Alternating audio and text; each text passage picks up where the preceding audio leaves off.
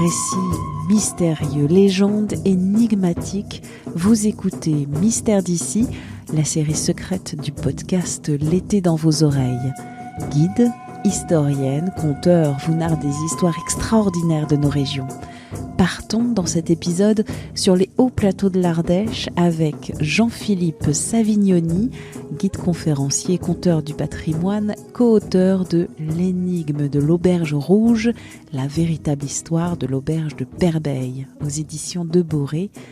Quels sont les secrets de cette auberge rouge ? Cette histoire se passe au XIXe siècle. Sur cette vaste étendue, cette lande un peu désolée, il y a une grande balafre qui est en fait la route qui rejoint le Puy-en-Velay à Aubenas, la Haute-Loire à l'Ardèche. Une route qui était très empruntée et qui est toujours très empruntée, c'est une nationale aujourd'hui. Il y avait dans le lointain une auberge avec juste un niveau. Il y avait un couple des Martins et qui pouvait vous accueillir pour vous nourrir ou alors carrément y passer la nuit.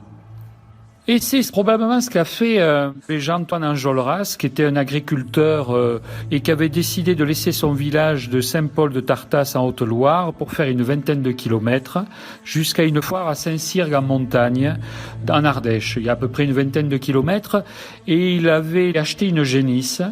Et cette génisse va lui en faire un peu voir jusqu'à ce que la nuit donc le surprenne et qu'il se retrouve sur ce plateau qu'il connaît et il va frapper probablement à cette auberge et il disparaît. Les jours passent, l'angoisse grandit, les neveux décident d'alerter un juge de paix, de la disparition maintenant depuis près d'une semaine de leur oncle. On commence à raconter que d'autres voyageurs ont disparu et pas très loin de cette auberge de Peyrebeil. Des voyageurs ont entendu des cris en passant pas très loin de l'auberge, ont vu une cheminée qui tirait bien fort certains soirs. Enfin, il commence à naître une rumeur. Quelques jours plus tard, on a retrouvé un corps sur les rives de la rivière l'Allier. Et c'est Enjolras, c'est bien notre agriculteur, mais on s'aperçoit qu'il y a eu mort violente. Le crâne est fracassé et le genou est broyé. On commence maintenant à soupçonner un assassinat.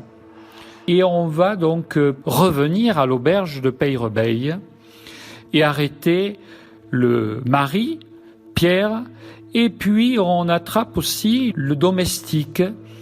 Qu'est-ce qu'on a retrouvé à l'auberge ? Mais on n'a rien retrouvé à l'auberge. Il y a un amoncellement de témoignages, de rumeurs. Tant et si bien qu'un matin, on vient chercher Marie Martin, qui elle aussi va rejoindre son mari, le valet de chambre. On arrête même le neveu. On attend le procès. On est à près d'une centaine de témoins. Et on n'est plus à un assassinat près, c'est-à-dire celui de cet Enjolras. Non, on en est déjà à plus de 50. On attend le procès le 18 juin 1833. On leur reproche évidemment d'être des monstres. On leur reproche d'avoir réussi. La cour fait entendre un témoin, Laurent Chaz, qui était là la nuit de l'assassinat de cet agriculteur Jean-Antoine Enjolras, car il s'était caché dans la paille de la remise parce qu'il était vagabond et que les Martins ne donnaient pas l'hospitalité, et il avait été réveillé par des cris, des pleurs, des gémissements, et puis des coups donnés, dit-il, avec une barre en fer. Et il avait vu et reconnu l'homme avec lequel il avait, quelques heures auparavant, parlé sur le chemin, et c'était bien Enjolras. Les aubergistes et leurs domestiques vont se retrouver condamnés à être guillotinés. On déplace les bois de justice que l'on va dresser devant l'entrée même de l'auberge. Et on leur tranche un à un la tête. Dans une musique de violon, car des violonneux sont montés et certains paysans en ont fait une fête de voir l'exécution des monstres. Et puis on les enterre dans un petit cimetière de la commune de Lanars, tout près de l'auberge. Mais dans la nuit, on les déterre, on récupère la tête, car c'est l'époque de la phrénologie.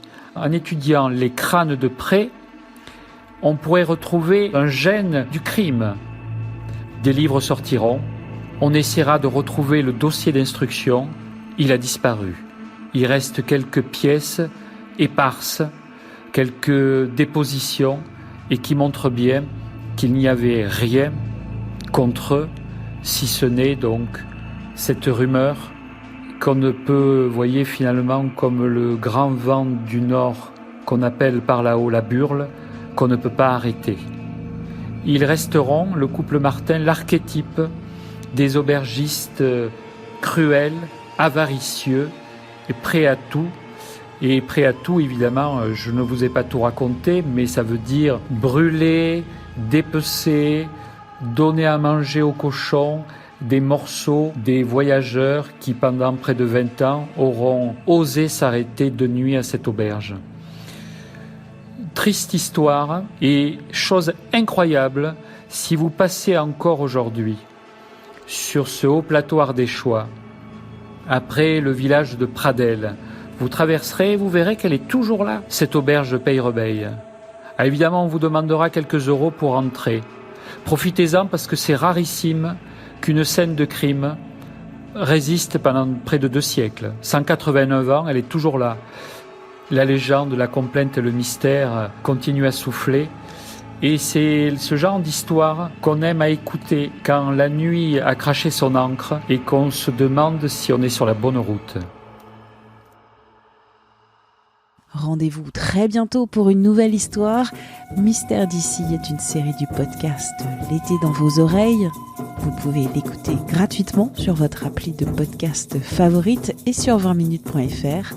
N'hésitez pas à vous abonner et à nous envoyer des commentaires à audio@20minutes.fr. À très vite.